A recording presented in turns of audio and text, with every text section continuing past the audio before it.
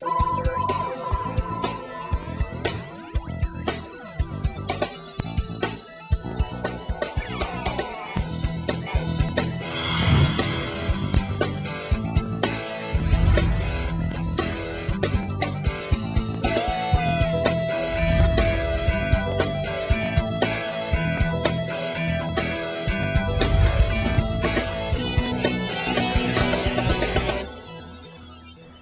evening and welcome to Pull.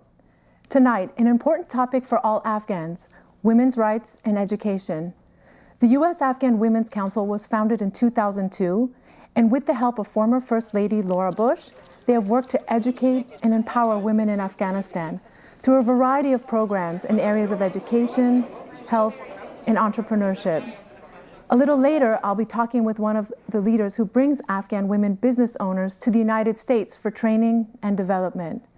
But we began with Doris Buffett and Diana Rowen Rockefeller, two influential philanthropists supporting women's health, education, and leadership initiatives in Afghanistan. Thank you both for being here. Thank you. I want to start with you, Diana, with Afghan Women Leaders Connect. It's an organization that you started, and I want to know what was your inspiration for starting it? Really, it was the Afghan women themselves. Many people I knew said, how do we help the Afghan women? We found that there were actually many Afghan women working underground, under the Taliban, when the Taliban were the government, to bring much needed critical health care and to some literacy training, a terrific threat to themselves and terrific courage. And Doris, going to your foundation, the Sunshine Lady Foundation, it's a very interesting name. Well, I founded it when I inherited quite a bit of money from my mother at her death in 1996, and it's always been devoted to helping women and children, because they usually get the short end of the stick, and there's a lot of room for improvement there. So I was in we have programs for people who've survived domestic violence, big programs and things like that, and they're working well. I went to New York and I went to a luncheon with a bunch of Afghan women who were here, and one of them came to my house and she said she visited somebody in Afghanistan, a young woman about her age, and this woman, of course, had to flee to Pakistan with her children. And her 5-month-old baby froze to death in her arms while they were crossing the mountains. And that just pushed me over the cliff. I really try to live by sort of an axiom that says, what you accept, you condone. And I couldn't find any way to condone what was going on with women. And I read everything I could, saw the one movie, and tried to learn really quickly what was going on and where my part might be. What kind of things have you supported through your organization? Literacy training, fast track literacy training for women who had lost some years of education under the Taliban regime when they were not allowed to learn, health programs, and there were clinics being built, women's resource centers being built. What are the challenges that you have seen that Afghan women have faced or that they have told you about? Oh, I think, the first time that the US-Afghan Women Council went to Afghanistan was January 2003. And a small group of us went, and we went to small schools, you might say, just a room full of girls eager to learn. I think, frankly, the complete shattering of the physical infrastructure. But at that time, I always remember that there was the sound of little hammers, clink, clink, clink, rebuilding. It was as if they could not, nothing can keep the Afghan spirit down. That's how I feel. And Doris, you have supported a scholarship program, the Initiative to Educate Afghan Women. Yeah, I have 16 young women who are going to college here, and they're pledged a 4-year college career. And they go all the way from Mount Holyoke in the north down to Sweetbriar, and I'm lucky that I have 2 of them in my town, Fredericksburg, and they're remarkable. The first time I saw them, that just brought tears to my eyes, because they are so determined, so brave, such patriotic, country-loving individuals, and they just have one straight line ahead. They're going to do everything they can to save their country, and why not help them? Do you think it may be hard for these young women to assimilate back into Afghanistan after being in the U.S. for 4 years? Well, fortunately, I worried about that too, because there are a lot of lures around this country. But no, they're just steadfast in their determination. And I said to one young woman, I said, "What are you going to do when you get back to Afghanistan?" And she said, "I'm going to be the Prime Minister." And the one next to her, I said, "And what are you going to do?" And she said, "I'm going to be the Chief Justice." So their sights are very high. And I didn't doubt that they would make a try for it.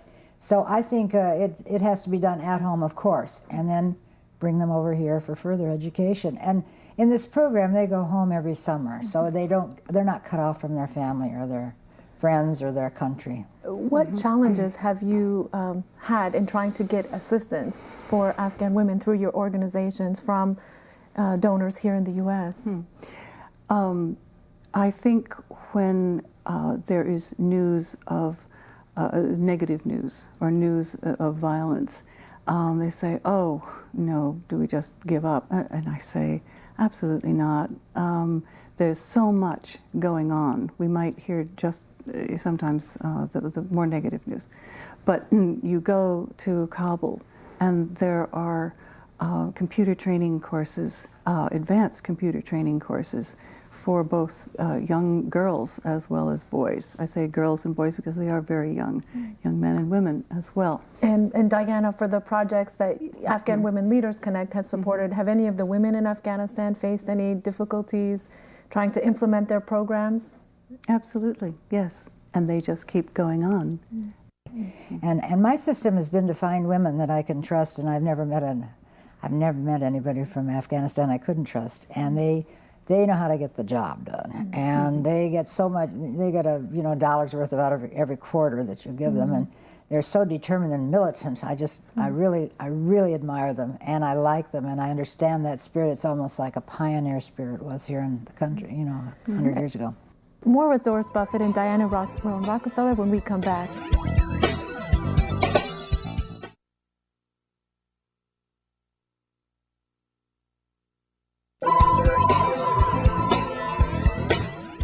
Back with Doris Buffett and Diana Rowen Rockefeller. We were talking about some of the successes and some of the challenges of your respective work helping women in Afghanistan. I want to touch upon some of the work of the council itself that you've been a member of.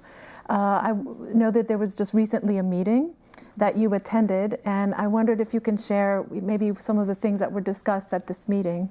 Well, I think we've been incredibly lucky to have the interest and the dynamics of having Mrs. Bush be so really fervently and sincerely interested in this. This is no plaything, and she's going to keep on now, even though her husband's out of office, and it's going to continue from Dallas, as I understand it. And I was frankly very thrilled to hear that, because it could have just been a presidential deal, but no, this is her real passion.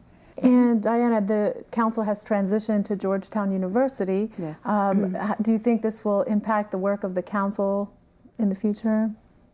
Everything changes, and I think it will take a different form.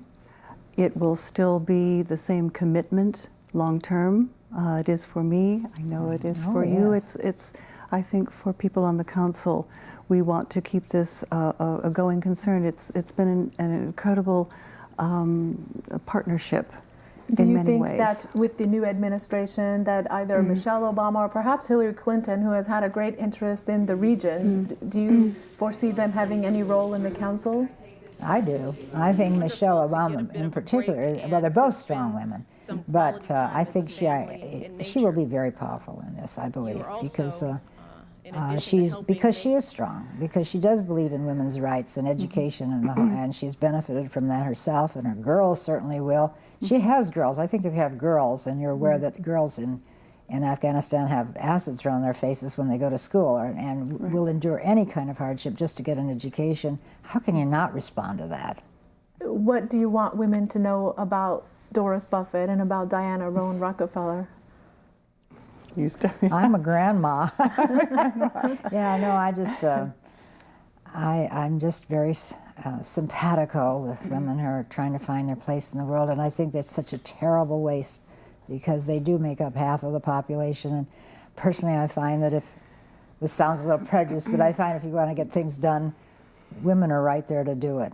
And I just think they're missing a whole lot by denying women that use.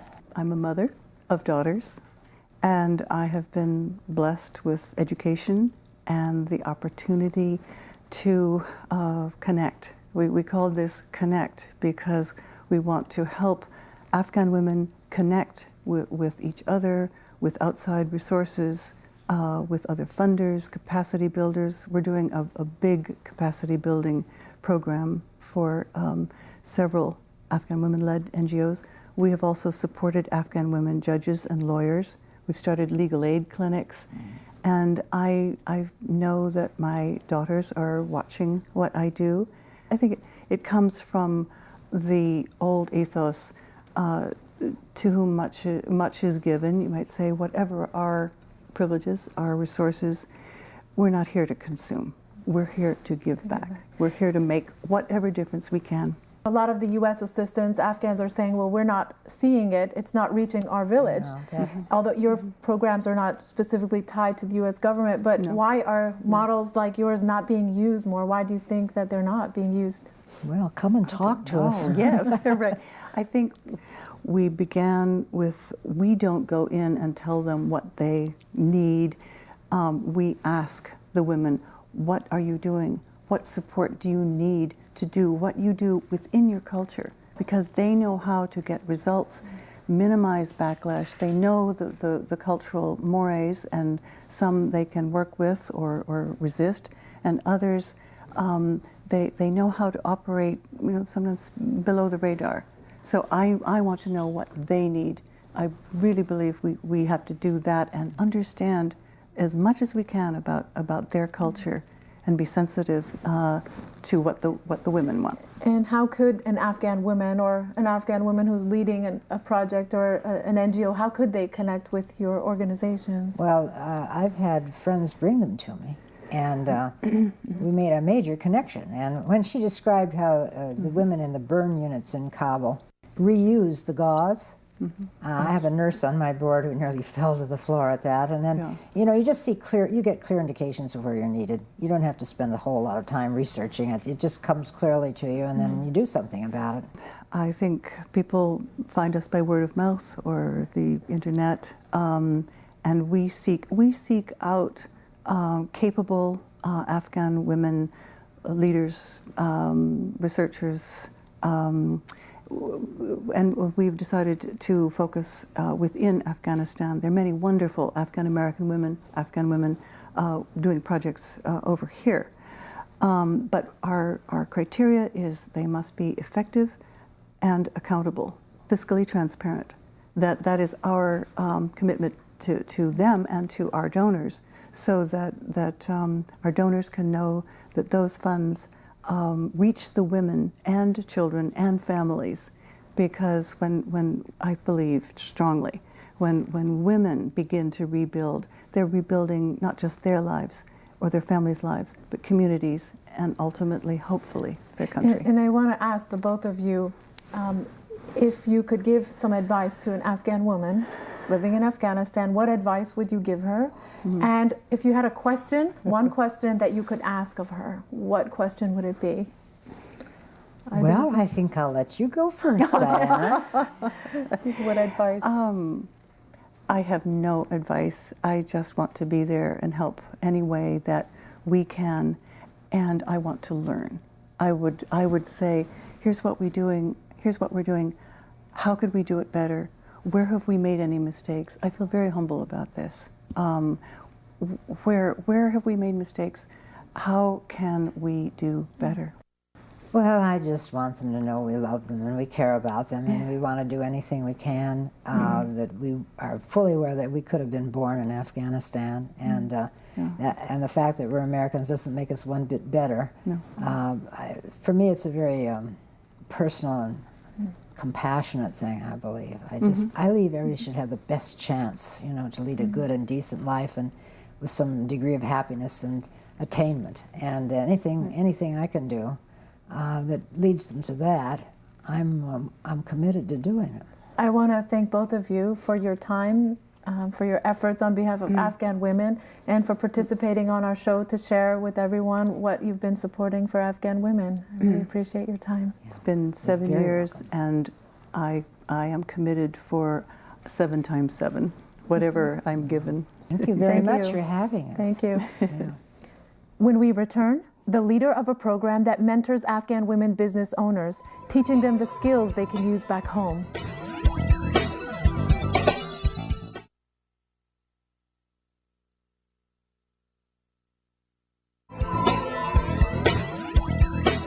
Terry Neese's Peace Through Business initiative completed its second successful training program this past summer. 13 women graduated and returned home to Afghanistan to use their newly acquired entrepreneurial skills. I spoke with Terry at the new home of the US-Afghan Women's Council on the campus of Georgetown University in Washington, D.C. This past summer in the Midwest, you brought a group of Afghan women entrepreneurs for entrepreneurship training. What kind of skills did the program teach them that they could take back to Afghanistan? It really taught them business basics. You know, how to write a business plan, and how to follow that business plan, how to put financial statements together, how to market their products, their goods and services. What we found is that most of the women really needed to understand how to go to market, how to take their product to market. And how do you write a business plan? And then follow it and make sure you implement it. There's one thing about writing it, but then if you don't implement it, it doesn't do any good. And what kind of businesses do these women now have? Many different types of businesses. Certainly the traditional types of businesses that most women would have in Afghanistan, but also beekeeper, fuel transportation company, construction, engineering, a lot of non-traditional type businesses that you wouldn't necessarily think would be happening in Afghanistan, but it's happening in Afghanistan. And the Afghan women that came, what do you recall anything of their impressions of the U.S.? You know, they loved being on campus at Northwood University in Michigan. They learned so much from Dr. John Amin, who is from Afghanistan and had not been home to Afghanistan for 30 years. So there was a real connection there. Some of the women in 2007 traveled to Oklahoma. And what touched me, and I think Oklahomans more than anything, is that when they were met at the airport, there was this large group of people who met them, hugged them, welcomed them to the United States and to Oklahoma. Big signs held up, you know, welcome to Oklahoma. And when we interviewed the women with the newspaper a couple of days later, big tears flowed down their cheeks. And they said, you know, we thought that we wouldn't be welcomed here. We thought we would be hated. And we've been so welcomed, and we've learned so much. And we can take back so much of this education and pay it forward to other women on the ground in Afghanistan. And I think that touched me and more Oklahomans and more people in the United States than anything, that they thought they would not be liked here. And they were so welcomed here. We so much want to do everything we can to help them fulfill their dreams. And for those young Afghan women entrepreneurs who have not yet had a chance to be in the program, what advice would you give them to start a business? You know, I think it's all about passion. What is your passion? You have to define what your passion is. What do you really want to do? And then develop, it all comes from an idea and what your passion is. And then develop your plan. And then begin to put together in that plan all the necessary things you need to be successful. And if you need help with that, then go to our website, ieew.org, and talk to us about how you can be a part of the Peace Through Business program and apply for the Peace Through Business program. And perhaps you can be lucky enough and fortunate enough to come to the United States, learn about business basics, also live with an American woman business owner, which, by the way, the Afghan women enjoyed so much, living with an American woman business owner. and mentoring and shadowing with her for a week. It's a huge, huge deal for the American woman and for the Afghan woman to live with each other for a week and actually shadow her in her family life and in her business life. I want to cover this connection between politics and business. You started an organization called Women Impacting Public Policy, and what led you to start that organization? I ran for Lieutenant Governor of Oklahoma and believe that if you run a business and you're not involved in politics, then politics will run your business. And so as a business owner, you need to be involved in the political circle in your community. It is maybe your council person, maybe your mayor of your city, maybe the governor or whoever leads your province in Afghanistan, or the president of Afghanistan, or a member of parliament of Afghanistan. You need to know these elected leaders, and they need to know you. More importantly, they need to know you. They need to know what your needs are as a business owner and how they can help you as an elected official. And of course, we have women in government in Afghanistan and in the parliament. What advice would you give to Afghan women in business about how they can, as you said, be more effective and active politically? I think that, you know, what we did with Women Impacting Public Policy was we brought all the women's business groups together and said, let's all work with one voice. Let's all focus on economics. Let's don't get involved in the social issues that divide us. Let's get involved in what will bring us all together, and that's economics. So this is what I would recommend to women in Afghanistan. If you are a member of a women's federation, that you all come together and you line out a blueprint. What are the issues that impact you the most? And maybe name 10 issues and then focus on 3 of those, the top 3 issues. And then you take those issues to the parliament and you sit down with the women of parliament as a group, because there is definitely power in numbers. So as a group, you let the parliament know what your top issues are as women business owners, and that you ask the parliament to help you write legislation that will impact those issues. And then you advocate for those issues with the parliament. All of the parliament, not just 1 or 2. And by the way, one of the things I like to say is many elected officials can help you in business, but when you need them is not the time to get to know them. You need to get to know them now. So when you do need them, they'll be there. Have you found that any of the women, the males in their family, have had a problem with them owning a business? Has that been a challenge for them? There have been some problems in that regard. It's interesting in talking with them. Some of them have wonderful support from brothers, from husbands, from fathers. Some of them obviously have husbands who don't want them moving forward. But you know, we've had that here in the United States. I mean, it's here. It's everywhere. So what I say to them is, welcome to the world. It's like that in so many places, not just Afghanistan. And sometimes it helps them to just know that they're not alone in all of this. We're sisters. My thanks to Terry Neese, Doris Buffett, and Diana Rowen Rockefeller. For more about the work of the US-Afghan Women's Council and other helpful organizations, log on to americaabroadmedia.org. See you next week for another edition of Pull.